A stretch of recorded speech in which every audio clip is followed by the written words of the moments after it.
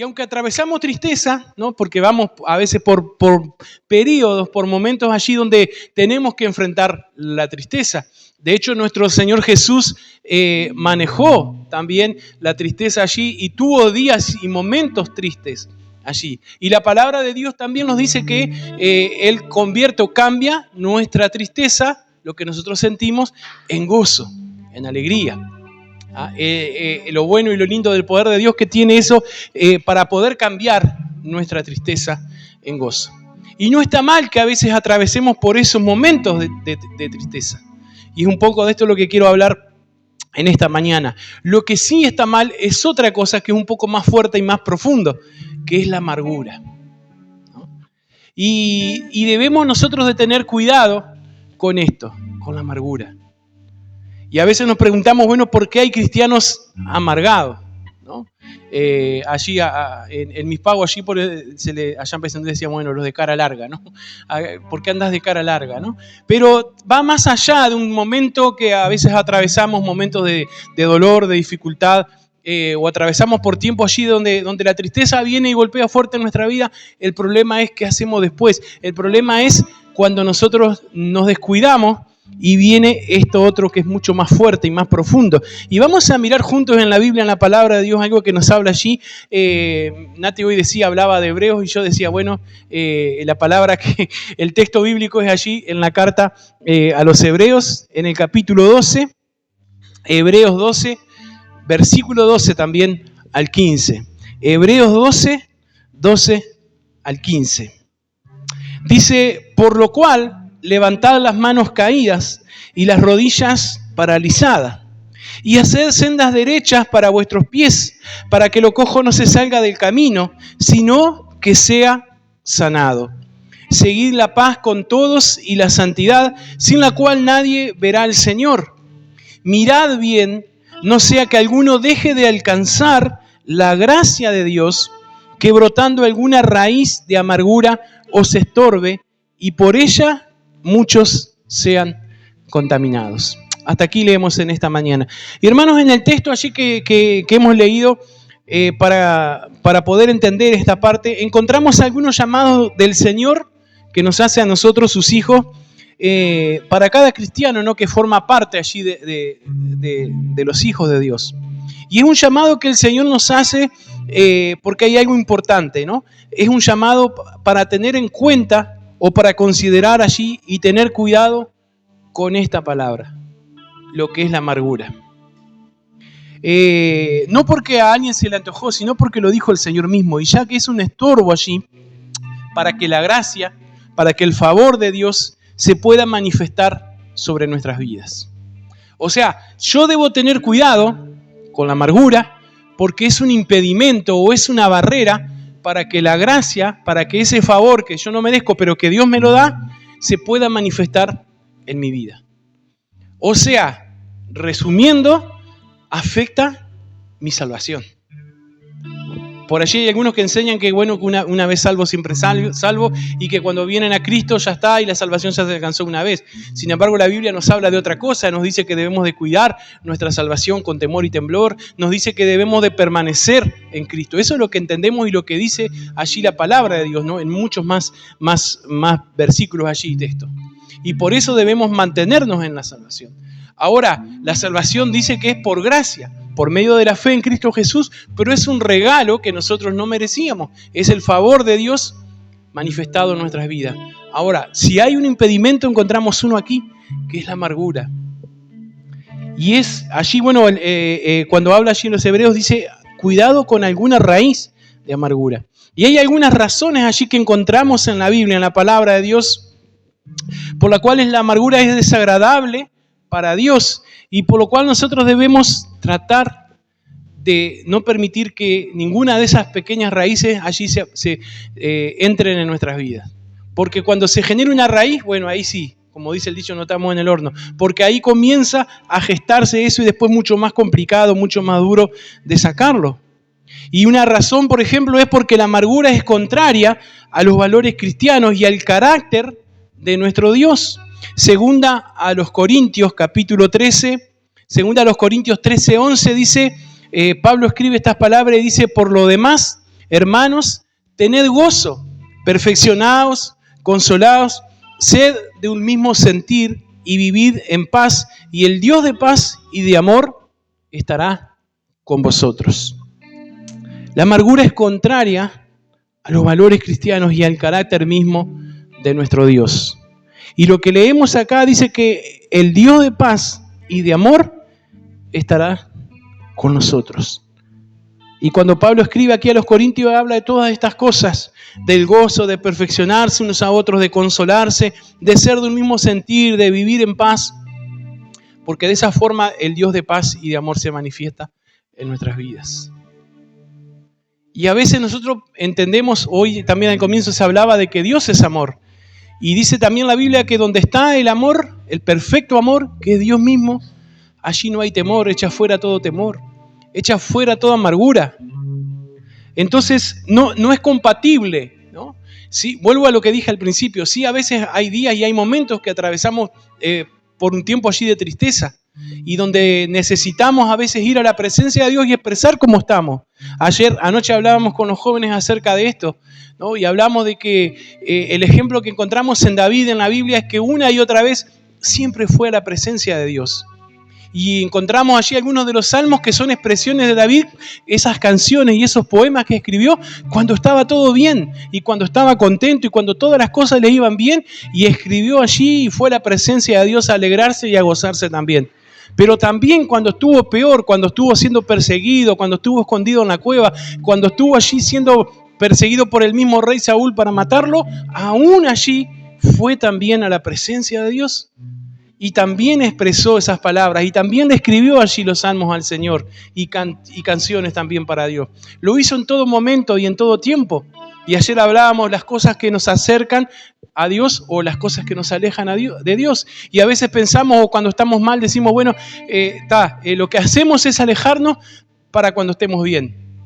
Y es lo peor que podemos hacer. Y David de hecho no lo hizo así, sino que cuanto más mal estuvo, cuando vio allí que los enemigos allí aparentemente les iba todo bien y estaban siendo prosperados, aún allí se acercó más y más a Dios.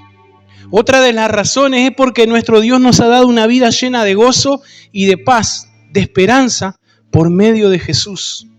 Juan capítulo 10, verso 10, este texto muy conocido, dice: el ladrón no viene sino para hurtar, matar y destruir. Pero Jesús dice: yo he venido para que tengan vida y para que la tengan en abundancia. Eso es lo que nos dice Jesús. Esas fueron palabras textuales allí de Jesús que Juan escribió. Y Jesús dice: yo he venido para que tengan vida y para que la tengan en abundancia. Hoy cantábamos allí, Señor, fuiste a la cruz a morir por mí y yo te agradezco, Señor, por amarme así. Le diste valor a mi vida, Señor. Cosas que el Señor ha hecho en nuestra vida, ¿no? Y después la parte final allí decía: te amo, Jesús, me cambiaste tú a mí. Veo el antes y veo la ahora, ¿y qué? Y soy feliz. Porque eso es el sentido de nuestra vida. Lo que éramos antes sin Cristo, ahora es diferente. Y no negamos las situaciones que vivimos, no negamos que tenemos problemas. Somos conscientes de lo que vivimos y de lo que pasamos. Somos conscientes de las pruebas y dificultades que tenemos que enfrentar. Pero tenemos a Cristo de nuestro lado. Ayer también hablamos con los chiquilines. Tenemos la paz de Dios que sobrepasa todo entendimiento. Y a veces alguien puede decir: pero ¿cómo podés tener paz en esta situación que estás viviendo? No sé, no se puede explicar, pero Dios me la da. Y eso es lo que nosotros tenemos. Y eso es lo que hace la diferencia entre aquel que no tiene a Cristo y aquel que tiene a Cristo como nosotros. Nuestro Dios nos ha dado una nueva oportunidad para dejar atrás lo que ha dañado nuestra vida en el pasado. Segunda a los Corintios 5:17 dice: de modo que si alguno está en Cristo, nueva criatura es, las cosas viejas pasaron, aquí todas son hechas nuevas. Y también nuestro Dios ha cambiado nuestro destino allí, eterno, por medio de la salvación que Cristo ha traído a nuestra vida. Y eso sería motivo suficiente para vivir agradecidos y llenos de gozo. Romanos 8, capítulo 8, verso 1, Pablo también escribe estas palabras y dice: ahora pues, ninguna condenación hay para los que están en Cristo Jesús, los que no andan conforme a la carne, sino conforme al Espíritu, ninguna condenación. Entonces, algunos ejemplos, algunos motivos allí de alegría y de gozo para que nosotros podamos entender y ver que este sentimiento tan dañino que es la amargura es contrario a todo esto de lo que el Señor nos da. Y es por eso, hermanos, que tenemos que comprender que la amargura en la vida de un cristiano es notable allí, porque en lugar del gozo, en lugar de la armonía, en lugar de la paz, en lugar de ese amor de Dios, lo que provoca es todo lo contrario. Y la amargura a veces provoca ira, la amargura provoca un carácter irritable, la amargura provoca que a veces siempre estemos a la defensiva, la amargura provoca hostilidad, la amargura provoca pesimismo, la amargura provoca murmuración, provoca aislamiento, provoca la crítica destructiva, provoca hasta la depresión. Y esto lo está visto por gente allí que ha estudiado, y por aún médicos y todo. Todo eso es lo que provoca vivir en amargura. Todo eso es lo que provoca allí lo que dice el autor a los hebreos allí, que les dice, cuidado con esas raíces de amargura. Ahora, ¿por qué a veces nosotros hemos caído o caemos en esto? ¿Por qué a veces encontramos a cristianos allí que están con ese tema o enfrentando allí ese momento donde hay pequeñas raíces de amargura que se han formado allí en su corazón, en su vida? Y en primer lugar, lo que encontramos allí es que a veces tomamos decisiones sin tomar en cuenta la voluntad de Dios. Yo no estuve el jueves, pero los que estuvieron el jueves hablaron y estuvieron en el tiempo de estudio bíblico allí hablando acerca de las decisiones correctas, ¿verdad? Amén. Los que estuvieron el jueves. Porque nosotros a veces tomamos esas decisiones sin tomar en cuenta la voluntad de Dios para nuestras vidas. Proverbios 14:12. Proverbios 14:12 dice, hay camino que al hombre le parece derecho, pero su fin es camino de muerte. Y hermanos, buscar la voluntad de Dios para nuestra vida y obedecerla es una garantía de paz y de protección. No significa que las cosas van a ser totalmente fáciles. No significa que no vamos a tener pruebas. No significa que nos vamos a pasar por situaciones o problemas allí. Pero sí significa que podemos estar seguros que el Señor está con nosotros y que Él nos va a dar su respaldo en todo lo que nosotros podemos hacer. Uno de mis pasajes favoritos de los evangelios es Marcos 4:35. La historia allí relata, y hemos predicado y enseñado acerca de esto, pero esa palabra el Señor me la dio allí cuando entrando al instituto bíblico, y fue lo que me sostuvo por mucho tiempo. Y Jesús le ordena y le dice a los discípulos que subieran a la barca y les dijo, pasemos al otro lado. Y suben a la barca allí y se viene tremenda tormenta. No sé si recuerdan allí la historia bíblica, si no después la puede leer en su casa, Marcos 4:35. Y dice que una vez estando allí en la barca se vino tremenda tormenta al punto que la barca se llenaba de agua por los vientos, por las olas, por todo lo demás. Y los discípulos estaban allí temblando de miedo, empezaron a sentir temor. ¿Y dónde estaba Jesús? ¿Qué estaba haciendo Jesús? Estaba durmiendo allí con ellos, ¿no? Y todo lo que sucede después, Jesús lo despiertan allí, lo llaman, y Jesús le dice, ¿pero qué pasa? Y le dice, ¿pero por qué no tienen fe? Y manda que se calle allí la tormenta, que se detengan los vientos, y ocurre el milagro y todo lo demás, y los mismos discípulos allí hasta se asustan, Señor, ¿quién es este hombre que tanto poder tiene y todo lo demás? Pero había una palabra, partieron de una palabra que Jesús dijo, pasemos al otro lado. Y se acostó a dormir, pero estaba allí. Jesús estaba con ellos, nunca los dejó, nunca los abandonó.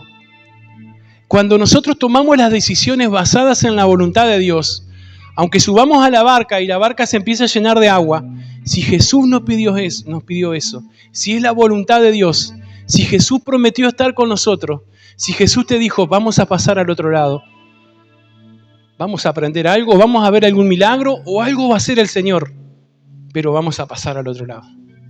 Algo va a hacer el Señor en tu vida cuando tú tomas las decisiones correctas basadas en la voluntad de Dios. Y a veces pensamos, bueno, sí, hay veces que el Señor nos habla a través de una palabra, a través de una canción, a través de un mensaje, a través de una persona. Y a veces, gloria a Dios por eso, qué lindas experiencias. Viene alguien, pero tenemos la palabra de Dios todos los días para nosotros también. Y a veces el Señor quiere hablarnos aquí de forma más sencilla, a través de su palabra. Y lo que menos hacemos es buscar de su palabra. Y por eso esas pequeñas raíces van entrando a veces en nuestra vida y cuando queremos acordar ya hay una raíz media gruesa allí que es difícil, ¿no? de arrancarla allí. Pero qué bueno cuando nosotros podemos pensar de esta manera y decir, Señor, aunque me cueste, quiero tomar las decisiones correctas que sean basadas en tu voluntad. Y a veces hacer la voluntad de Dios es hacer lo que dice la Biblia, lo que dice la palabra de Dios. A veces hacer la voluntad de Dios o pensar en hacer la voluntad de Dios es tomar esas decisiones preguntándonos, ¿qué haría el Señor en esto? ¿Está de acuerdo el Señor con lo que yo voy a hacer? Señor, esta decisión que voy a tomar, ¿está bien lo que voy a hacer?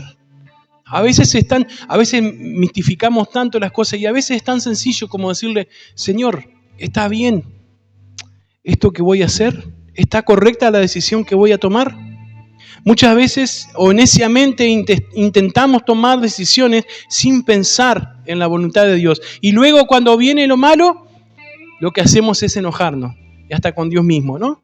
Proverbio 19:3 dice, la insensatez del hombre tuerce su camino y luego contra Jehová se irrita su corazón. Y a veces hemos tratado con personas así, que terminan enojadas con Dios, cuando las decisiones las tomaron ellos. Y a veces hay cosas que vienen por nuestra propia situación, por nuestras propias decisiones. Y hay momentos en que vamos a estar haciendo la voluntad de Dios y vamos a estar obedeciendo la voz del Señor, como lo hicieron los discípulos. Los discípulos cuando suben a la barca no hicieron nada malo, obedecieron la voz de Jesús. Jesús le dijo, súbanse y pasemos al otro lado. ¿Qué hicieron ellos? Se subieron. ¿Ahora estaban libres de los problemas? ¿Fueron libres de la tormenta? No, la tormenta le tocó atravesar. Porque a veces tenemos ese concepto, bueno, si voy a hacer la voluntad de Dios, nada me va a pasar. Todo va a salir bien, todo va a ir sobre ruedas. Pero hay veces que tenemos que enfrentar cada crisis. Hay situaciones que a veces que las tenemos que enfrentar. Y esta palabra, como decía, me sostuvo allí estando en el Instituto Bíblico. Entré al Instituto Bíblico en el año 2001. Y previo a eso, había muchas situaciones. Estaba en mi ciudad, allí en Paysandú, tenía un buen trabajo, era mucho más joven, con un buen trabajo allí, sirviendo al Señor en cantidad de cosas, trabajando con los jóvenes allí en Paysandú, con un grupo grande, todo, estaba todo perfecto, todo sobre ruedas, ¿no? Era toda la comodidad, todo bárbaro. Sin embargo, comenzó el Señor a tratar con ese llamado de venir a prepararme. Y me ofrecieron de poder estar en otros institutos bíblicos, uno que todavía en ese tiempo, lo que era el seminario de Sipo, que se hacía allí en la ciudad de Paysandú, que hoy día está en Salto, y cantidad de cosas más. Sin embargo, lo que el Señor había puesto era venir al instituto bíblico a prepararme allí. Sin saber, sin conocer nada. Era lo que Dios estaba tratando. Pero muchas veces traté de olvidarme de eso o de hacer oído sordo a la voz de Dios, ¿no? Y no quería, y no me gustaba. Y yo pensaba que estaba en Montevideo, ¿no? Porque decía, tuve varios amigos que se vinieron a Montevideo de allá de la iglesia de Paysandú y de otros lugares más, y al final todos terminaban allí apartados, alejados del Señor. Y yo decía, pero lo decía para mí y lo dije a varios de mis amigos allá, nunca voy a ir a vivir a Montevideo. A esos casos aparte, porque después terminé viviendo varios años allí en Montevideo y conocí a mi esposa en Montevideo. Pero bueno, eso eran otras situaciones que también Dios tuvo que tratar. Pero estando allí en esa situación y pensando en eso, surgían otras cosas. Y cuando estaba en el trabajo allí había surgido, pero mucho más trabajo, mucha más posibilidad de estar bien económicamente. Y viene un amigo que se iba para Estados Unidos y vendía una moto grande con la que yo soñaba y estaba pronta allí para comprarla y tenía toda la plata. Y otros conocidos vinieron para ofrecernos allí un curso de cocina donde teníamos mucha salida laboral y poder trabajaba en un aserradero allí donde el trabajo era trabajo duro todos los días, pero todos los viernes se cobraba y se cobraba buena plata. Y era toda esa situación, todo eso. Sin embargo, en un momento dije, no voy a ir nada. Estaba pensando, el año que viene voy a entrar a prepararme. Y dije, no voy a ir nada. Y un día saliendo de un culto allí donde el Señor había hablado nuevamente, dije, no, voy a seguir trabajando aquí. Y cuando salí en la moto, vino otra moto sin luz y me chocó de frente. Y allí el Señor trató en medio de eso, ¿no? No sé si la moto vino a propósito o qué. La cuestión es que me fui allí de boca enfrente a la moto. Y en ese tiempo de estar quieto, de estar allí sin poder hacer nada, pensaba en todo eso, ¿no? En todo lo que Dios me había hablado y me había llamado ya para ir a prepararme allí. Sin saber lo que iba a pasar después, pero sabiendo de que era Dios que iba a respaldar eso. Y cuando entré al instituto bíblico allí no conocía nada, no entendía nada, no sabía nada. Lo bueno que el Señor nos había regalado allí unos pastores como Nelson y Celia, que eran nuestros supervisores, y a la hermana allí María Luisa, que era nuestra cocinera, y era como estar allí con una familia. En mi caso, fue una bendición de parte de Dios, ¿no? Y por eso siempre los honramos en esta manera. Pero ellos saben, entramos allí en pleno año 2001 y 2002, un tiempo de crisis económica en todo nuestro país. Y uno decía, a veces las cosas estaban bien apretadas, ¿no? Y uno decía, pero si estoy haciendo la voluntad de Dios, ¿no? ¿Por qué pasa esto? ¿Por qué pasa aquello? Pero nunca en la Biblia dijo que íbamos a estar libres de las tormentas, por ejemplo. Nunca en la palabra dice que no íbamos a pasar por nada. Pero sí, siempre el Señor aseguró que iba a estar con nosotros. Por eso dijo a través del profeta Isaías, cuando pases por las aguas, yo estaré contigo.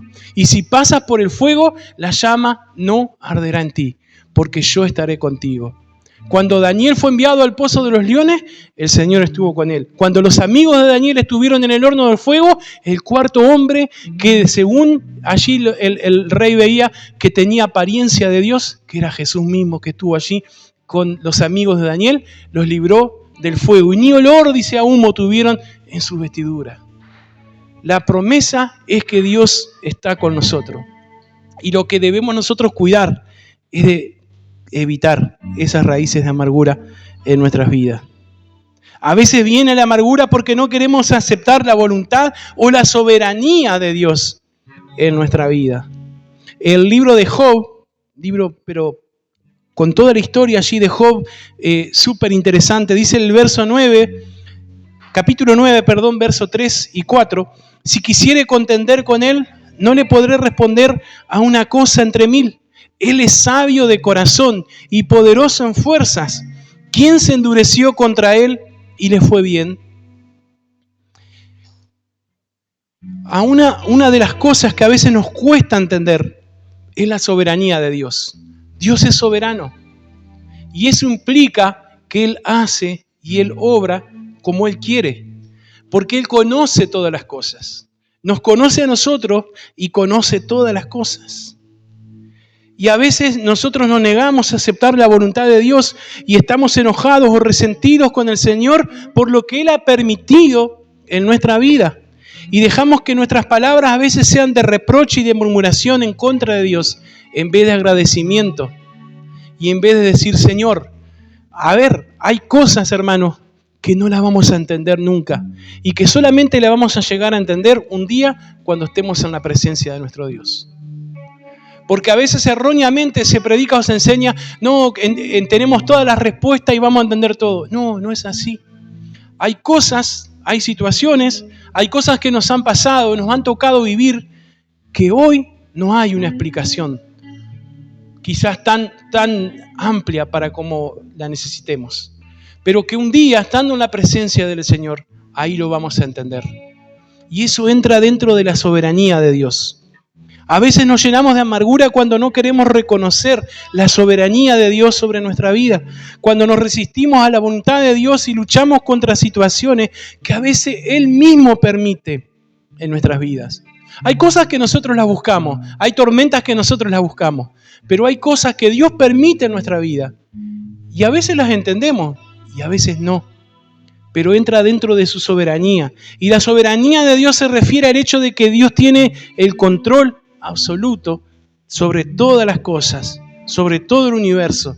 Y esto implica que Dios es el gobernante supremo y que todo lo que sucede está bajo su autoridad. Por lo tanto, Dios no tiene que pedir permiso. Y a veces nosotros pensamos, bueno, pero si Dios va a hacer algo, me tiene que avisar, me tiene que pedir permiso. ¿Y quién soy yo para que Dios me pida permiso? Y a veces es donde entra allí la soberanía de Dios. Y nos encanta hablar de los atributos de Dios, de que Dios es amor, Dios es misericordioso y todo lo bueno de Dios. Pero allí entra también la soberanía de Dios. Y si preguntáramos hoy, creo que cada uno de nosotros tendríamos cantidad de cosas a decir. ¿Pasó esto en mi vida? No lo entiendo. No sé por qué pasó esto. No sé por qué Dios permitió esto en mi vida. Sin embargo, sigo confiando y creyendo en que Dios sabe y conoce todas las cosas.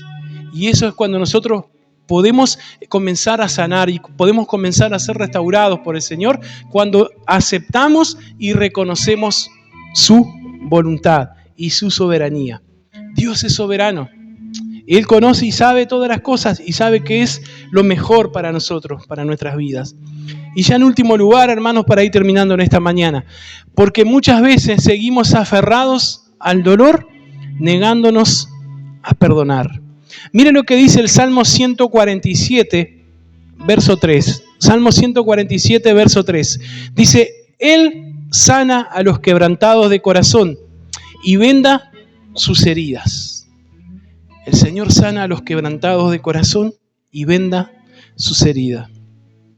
Nuestro Dios tiene el poder de sanar todos los quebrantos y todas las heridas de nuestro corazón. Pero tenemos que comprender que para que esa sanidad de nuestro Dios pueda ser llevada a cabo por Él, primeramente necesitamos pasar por el perdón. Primeramente necesitamos ser perdonados, pero por sobre todas las cosas necesitamos nosotros perdonar. Cuando nos negamos a perdonar significa que seguimos aferrados a ese pasado, que seguimos aferrados a ese dolor que nos han causado, que seguimos aferrados a esa situación que nos pasó. Cuando nos cuesta perdonar y no hemos perdonado, seguimos allí atados a eso que sucedió.